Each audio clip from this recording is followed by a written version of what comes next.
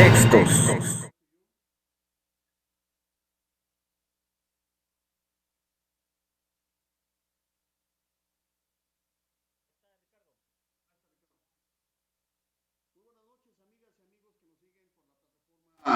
Zoom del diario Ultimátum, estamos en su programa En Contexto. Hoy estamos con el maestro Gilberto Zavala. ¿Cómo estás, maestro? Muy buenas noches. Conservarte en este viernes, fin de semana, un fin de semana más en casa, a la orden, Víctor.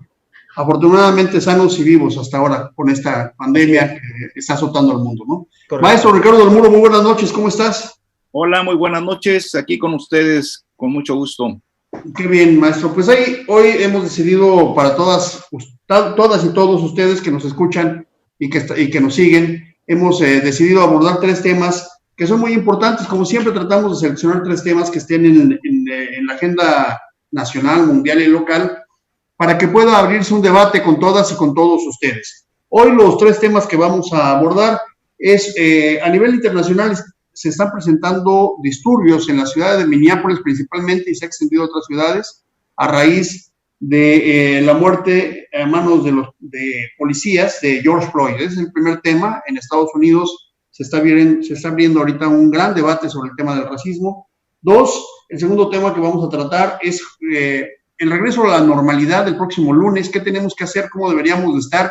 ¿Y qué es lo que esperamos de lo que ocurra? Y 3, un tema muy local. Se ha decidido instalar filtros sanitarios en lugares donde hay mayor concurrencia de las personas, en el caso de Tuxtla Gutiérrez, y vamos a analizar las causas, las consecuencias y las ventajas de tener estas medidas de seguridad. Así es que los invitamos a todas y a todos ustedes a que participen, nos envíen sus propuestas, nos envíen sus observaciones y desde luego platicar y dialogar con todos ustedes que nos escuchan a través de Ultimátum.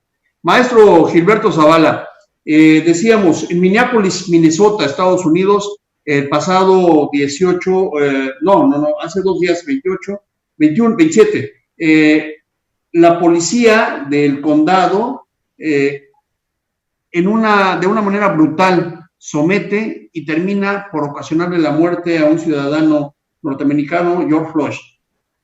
Desafortunadamente,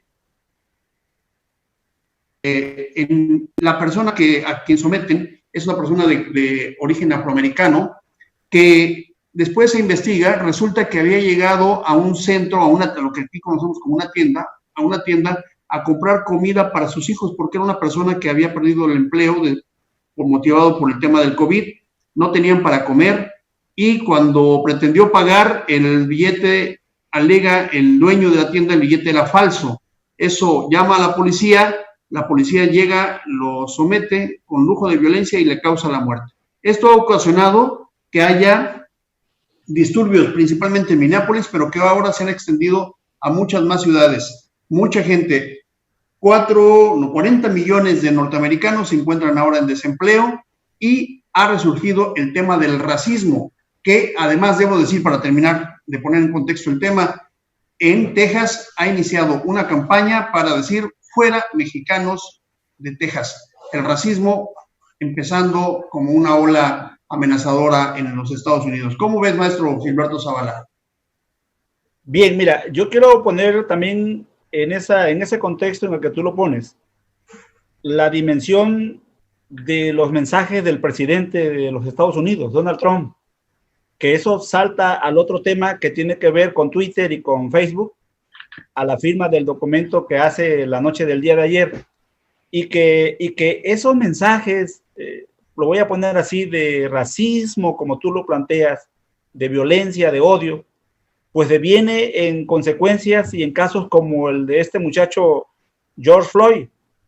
Efectivamente, con todos los antecedentes que tú pones, genera el caso genera otro tipo de controversia, que la expresión del presidente Donald Trump cuando advierte que va la policía para apaciguar los robos, el saqueo, plantea él, pues el director de Twitter le pone la etiqueta a ese mensaje y advierte que contiene o que puede contener, válgase, contenido violento, y que eso ya degenera en una actitud insisto que había que observarla con mucho cuidado por aquello del racismo y de la violencia que en Estados Unidos es muy común que los afroamericanos sean muertos a manos de policías blancos, y que esto pues es lamentable, es triste, pero que nos plantea una realidad que habría que ir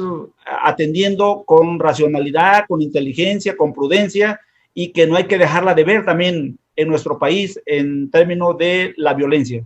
Muy bien, maestro. Pues, Ricardo Muro, el tema del racismo se suma ahora a todo este problema del COVID en Estados Unidos.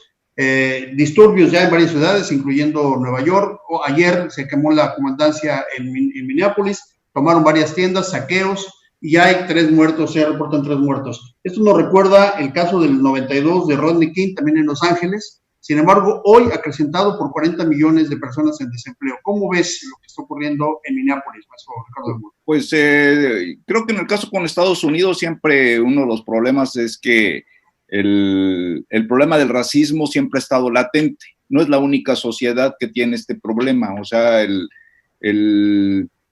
los últimos años, sobre todo a raíz de las corrientes migratorias que hemos observado a partir de prácticamente del 2000 para acá, se han manejado, ha renacido esa tendencia xenofóbica contra el extranjero, y por supuesto en las sociedades anglosajonas, o que llamemos sociedades blancas, las principales víctimas por lo regular pues siempre es la persona que se ve diferente, ¿no? En un momento determinado pueden ser los afroamericanos, o en Europa la gente que viene de África, o que viene de la zona de los lugares árabes y demás.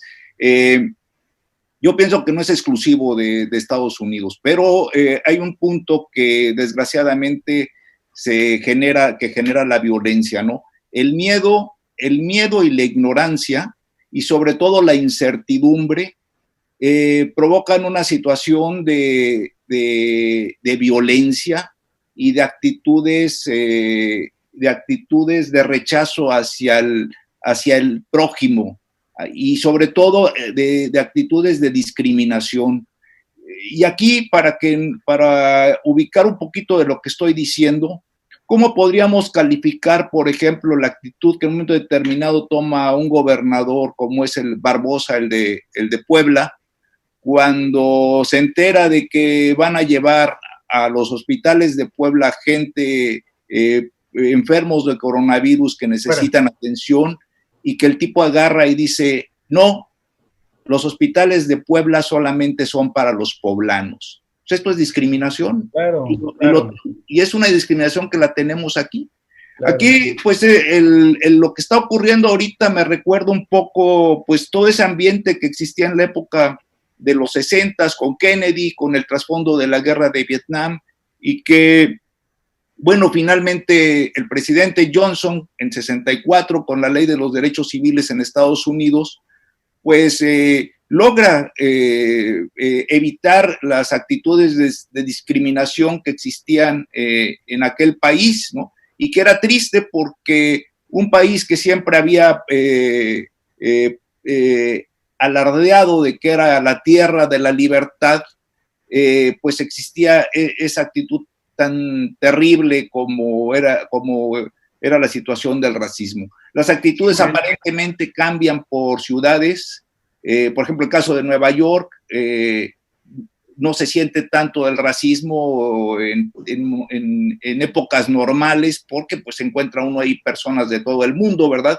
Pero no es lo mismo en las zonas rurales, en las poblaciones, sobre todo cuando son poblaciones que preponderantemente de estadounidenses, digamos, anglosajones blancos, ¿no? Y protestantes. Pero a ver, pregunto una cosa, maestro Zavala. Sí. Esto de lo que está ocurriendo en Estados Unidos, dado el contexto en el que estamos del COVID, no solamente es un tema de racismo, como menciona el maestro Ricardo del Muro, sino ahora, digamos, que lo que puede venir o lo que se avecina son actos de autoridad extrema para controlar a las masas que sin empleo y con hambre pueden llegar a tener ese tipo de actos, ¿no?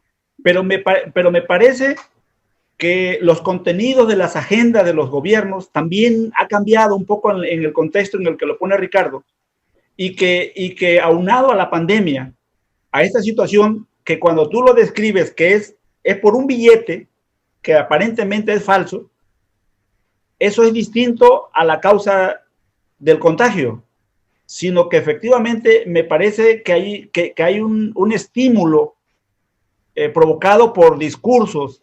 Voy a ponerlo... El discurso de odio, dices tú. De odio, pero desde el mismo gobierno. Sí, y eso me parece que es lamentable. Esa parte tenemos que observarla, sobre todo cuando Ricardo señala el caso Puebla y que pueden haber otros casos, ¿no?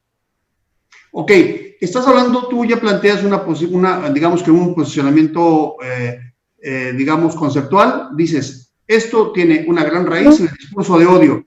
Y hace unos días hablábamos, maestro Ricardo del Muro, la inconveniencia de polarizar las sociedades, ¿no? Ante estas circunstancias. Terminemos este tema con esta disertación, maestro Ricardo del Muro. ¿Cómo ves el tema de la polarización? Puede llevarnos, no necesariamente racial, sino polarización social, económica, etcétera. ¿Puede llevarnos este tipo de actos?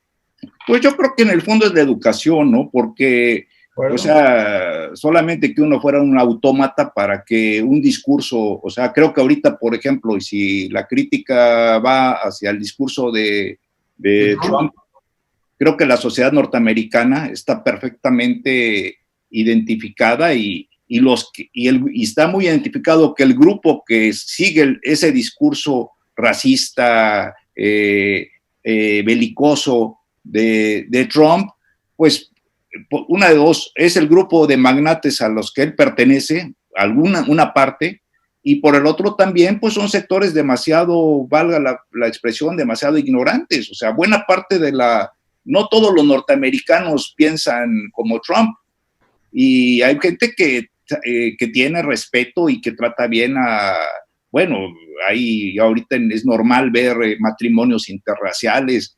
Muchos mexicanos son respetados y tienen puestos en el gobierno de Estados Unidos. Estados Unidos ya tuvo un presidente de origen, pues no precisamente afroamericano, pero digamos un presidente de origen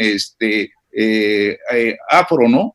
Y entonces todo eso, pues, cambia la situación. El discurso es fundamental, pero los discursos inciden sobre ciertos sectores. Lo que creo yo que se da es de que aquí lo que estamos viendo es una situación de un exceso de brutalidad policíaca que no debía de existir por X razones.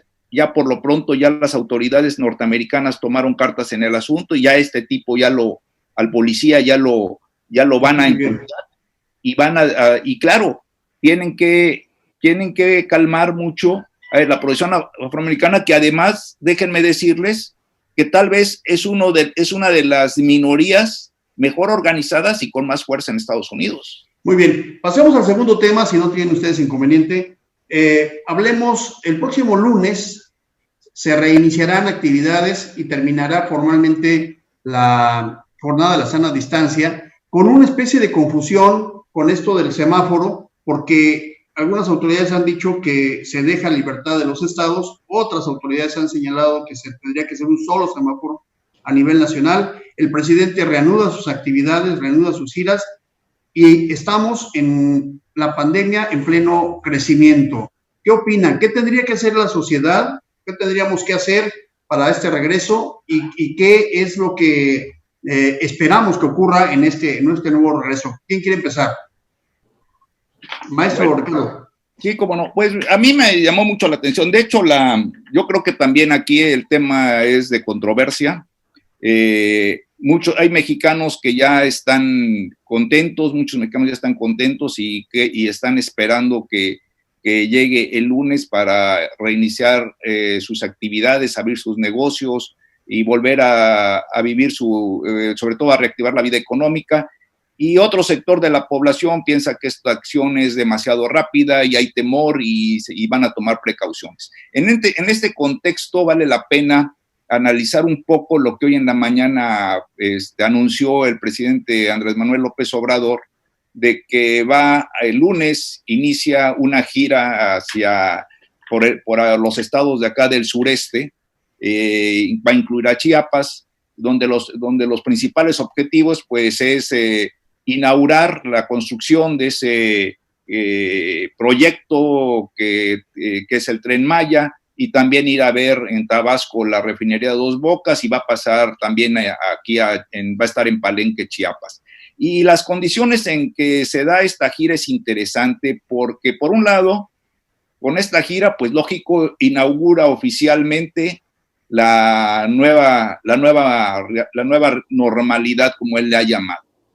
Pero al mismo tiempo, se advierte que va a ser una gira en donde las reuniones van a ser con un máximo de 50 personas, incluyendo funcionarios públicos, camarógrafos y periodistas, con sana distancia, y entonces eso nos da un poquito las características de esta nueva realidad, y que podríamos llamar nuevas normas políticas en la nueva realidad después del coronavirus. Es decir, bien, nos olvidamos ya de esos, o sea, por lo menos en esta gira ya no va a haber oportunidad para los jilgueros, para los acarreos, para que llegue la gente a estos eventos. Van a desaparecer las clásicas viejitas que llegan llorando a abrazar al presidente o al gobernador en turno.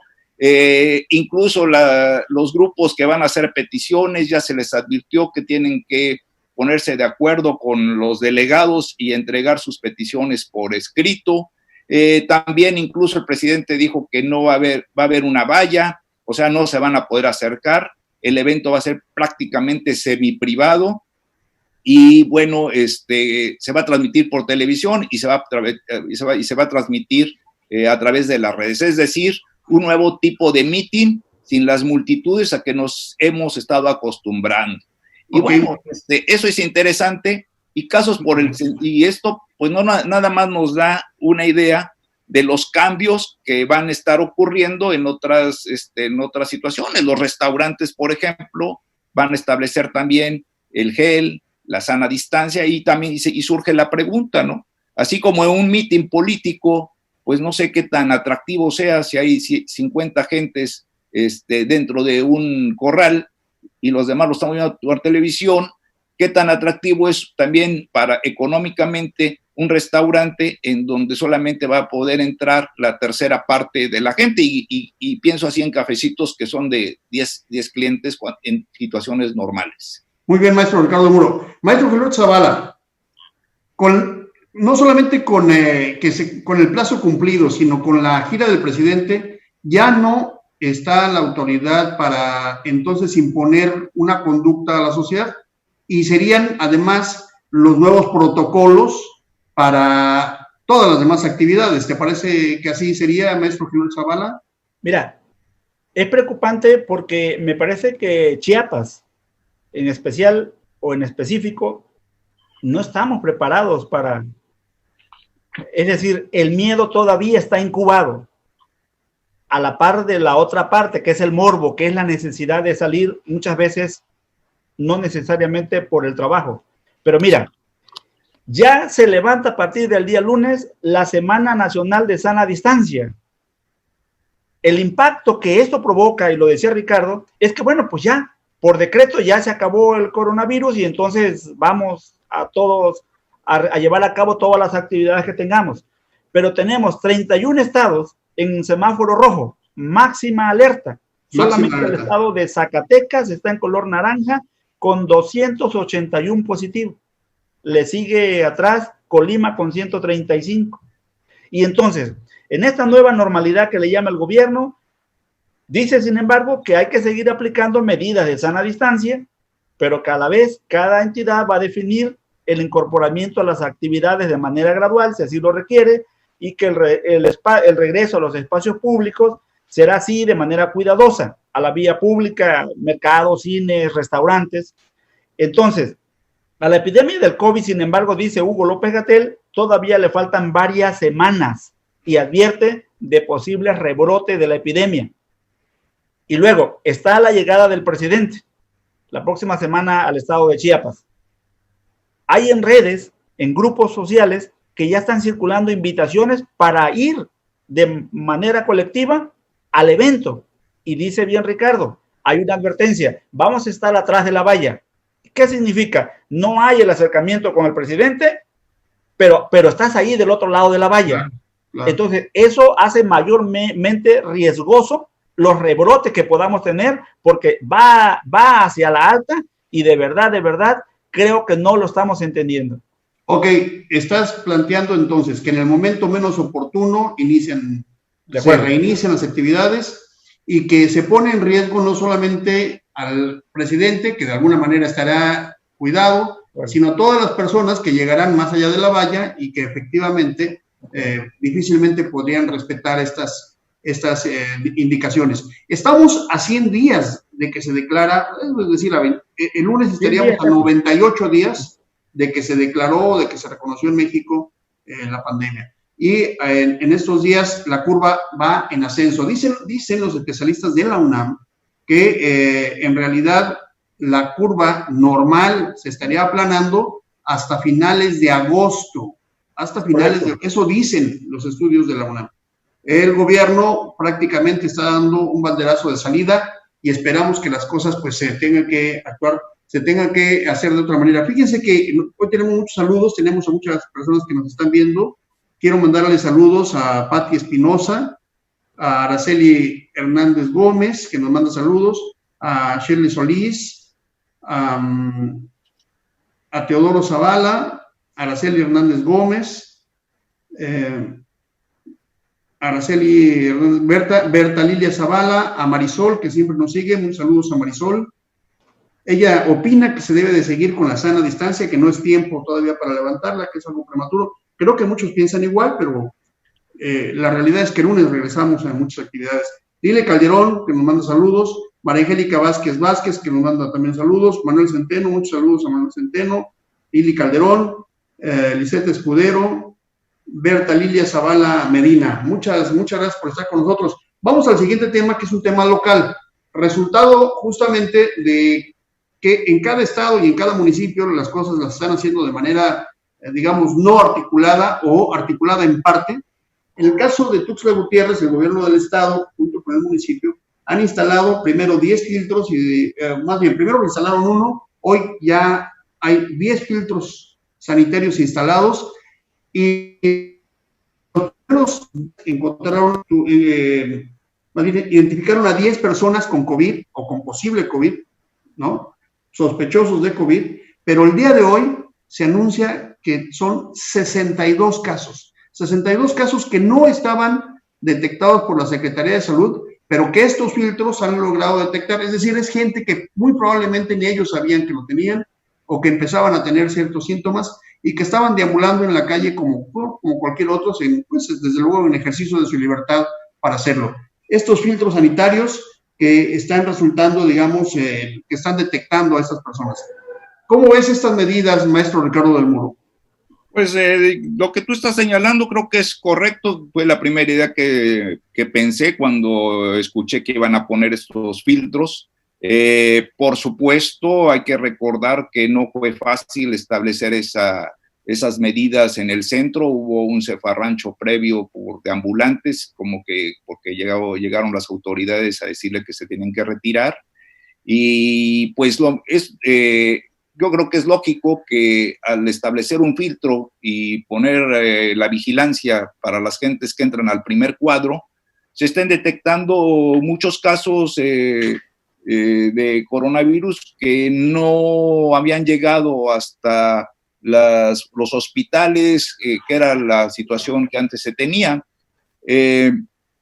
Por lo demás, pues la confusión con lo que señalabas del semáforo, que fue divertido, porque ahí creo que fue un poquito falta de información o un error de la secretaria de Gobernación, Olga Sánchez Cordero, o no entendió bien la instrucción de las autoridades de salud, porque la primera vez que lo dijo, creo que fue el martes, señaló de que iba a haber un semáforo federal, indicando los tiempos en que las actividades se iban a reactivar.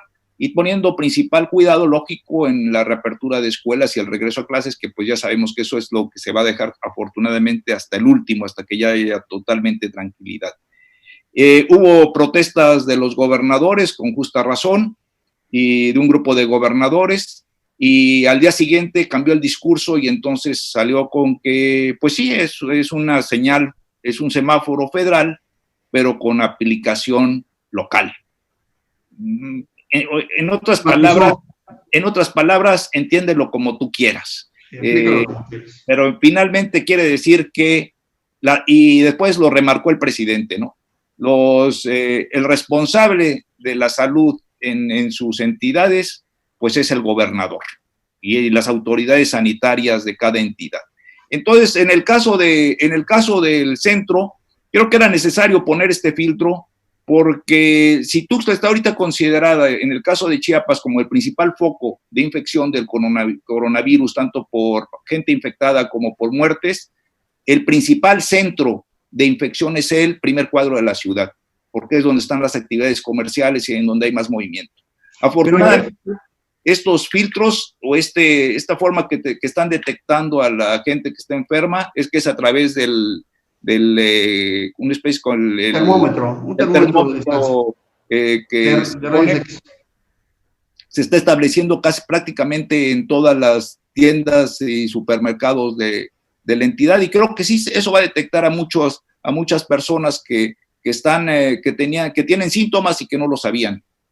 Ahora, esta medida, por lo menos como una medida preventiva, tendría que ser aplicada en otras entidades, o al menos, hablemos de Chiapas, en otras ciudades, o sea, Tapachula, San Cristóbal, son ciudades que están teniendo, si bien Tuxtla es el que tiene el mayor caso, ya en la entidad, en Chiapas, solamente un municipio no tiene coronavirus. Es decir, todos tienen al menos uno, y estas ciudades de San Cristóbal y Tapachula tienen una curva ascendente. ¿Tendría que aplicarse ahí, maestro Filor Zavala? ¿Cómo es? Mira, yo antes de opinar al respecto, quiero expresar a propósito del tema que aquí quienes hoy nos están siguiendo en esta cobertura, hay una persona a quien aprecio y quiero que está pasando por un momento difícil justamente hoy, en cuyo municipio donde está su familia están o resultaron ya afectados, infectados.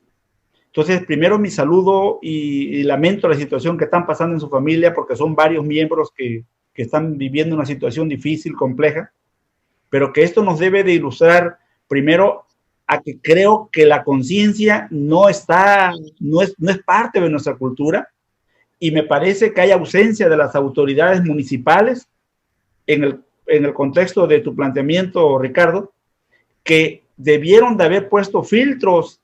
¿Desde cuándo?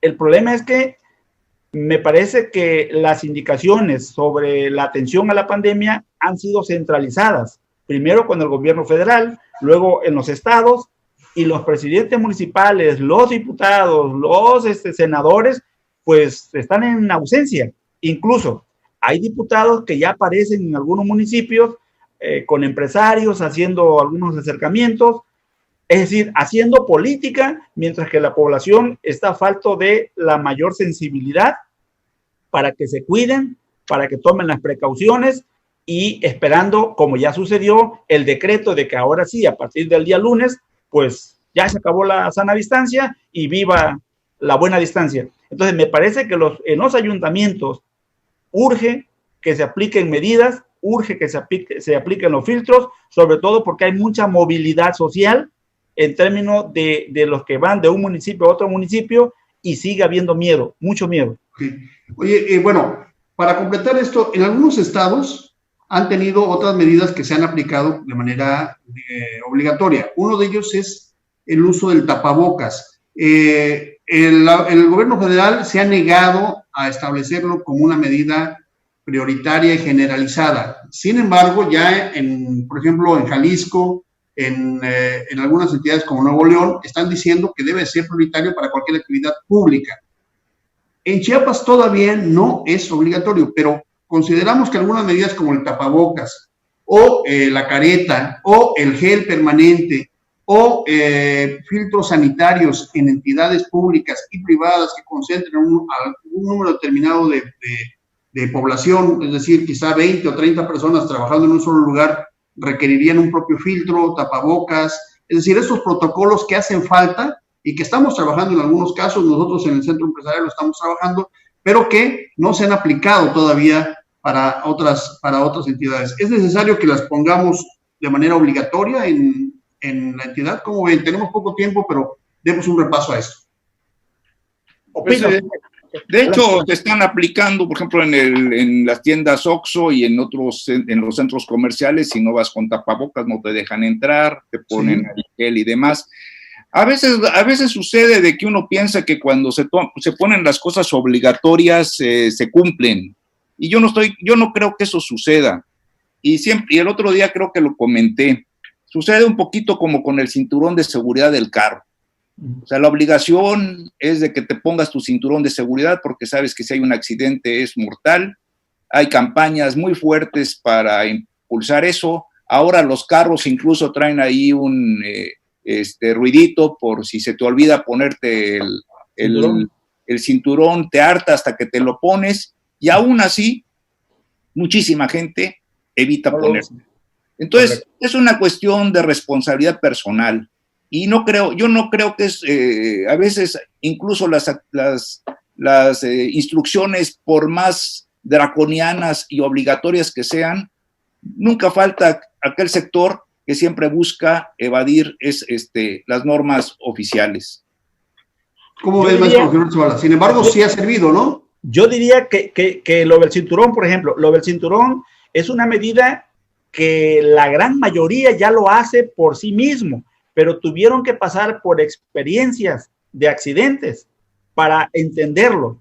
A nosotros me parece que vamos a tener que vivirlo, claro, para que lo tengamos que entender. Yo invitaría a quienes hoy nos escuchan, a quienes hoy nos siguen, a que más nos vale que le prestemos atención, porque cuando se habla de esa nueva normalidad, es que nos vamos a ver con la careta, nos vamos a ver con el cubreboca. Es necesario, es obligatorio, eso no va a variar, no va a cambiar por un decreto de que ya se acabó la sana distancia y que ya volvimos a la parte laboral. Me parece que es parte de nuestra vida futura. ¿Qué pasa, por ejemplo, con las personas indigentes? ¿Qué pasa con los niños que están en las glorietas, que no se ha hecho nada? Eso es algo lamentable, muy lamentable, que no tengamos instituciones que puedan ver a los niños que están pidiendo en las glorietas. Aquí en Chiapas se reproducen, hay muchísimo, ¿no? Y que no se ha hecho nada. Y ellos son población de alto riesgo. Ellos no van a adoptar o traer caretas. Víctor, ¿qué pasa con ellos? Víctor, yo ahí preguntaría, ¿por qué no tienen un programa social? Por eso, ¿por qué los programas sociales son justamente, así como están planteados, por sectores? Sí, pero son de una u otra manera sectores que tienen casa, que tienen comida, que tienen muchas cosas, que la otra parte mayormente vulnerable no la tiene, y esa pasa desapercibida. Y tiene razón, si a esa parte indigente no la volteamos a ver como gobierno, no la atendemos, me parece que se nos va a complicar mayormente el tema. Sí, porque es una población indigente o muchas veces explotados, no entraré en esa discusión, pero ahí están en las glorietas y son personas que son vulnerables y son personas que también pueden ser, digamos, portadoras. Hay mucha gente y no hay un programa. Parece ser que todo está dirigido a una clase media como para que pueda adoptar y que se pueda quedar en casa. Sin embargo, hay muchos sectores de la población que están ahí, que convivimos y que es importante que se atiendan y que se vean. ¿Qué opinas, maestro del Muro? Cerramos con tu comentario. Pues yo creo que es el trasfondo de lo que observamos en el centro, ¿no? Ese grupo de ambulantes, independientemente que sabemos que en ocasiones hay mafias atrás manejando los demás, pero es un sector que efectivamente, o sea,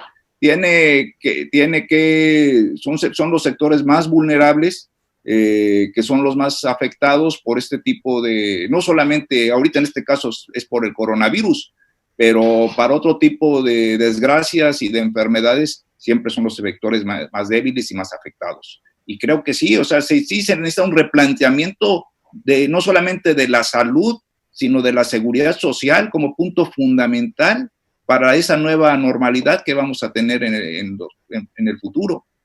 Sí va a ser necesario replanteamientos en todo, en toda la política pública, en todas las secretarías. Ya hemos hablado del tema económico, ahora estamos hablando del tema del bienestar, que le llaman hoy, pero que es el tema social, y seguiremos hablando y abordando esto. Nos quedan solamente 30 segundos, solamente para despedirnos. Gilberto Zavala, maestro Gilberto Zavala, muy buenas noches. Buenas noches, Ricardo. Buenas noches a todos los que nos siguen. Maestro Ricardo del Muro, muy buenas noches. Buen fin de semana, buenas noches. Y muy buenas noches a todos ustedes que han hecho comentarios, que nos han acompañado, que están con nosotros en esta plataforma. Seguiremos analizando y discutiendo los temas de actualidad que a todos nos afectan y a todos nos interesan. En este su programa, En Contextos, en la plataforma de Ultimátum. A todos ustedes tengan un buen fin de semana, cuídense y esperemos que para el próximo lunes tengamos las mejores medidas y las mejores prácticas de seguridad e higiene para regresar a esta normalidad y que Dios nos bendiga a todos. Muy buenas noches. Muy buenas noches. Gracias.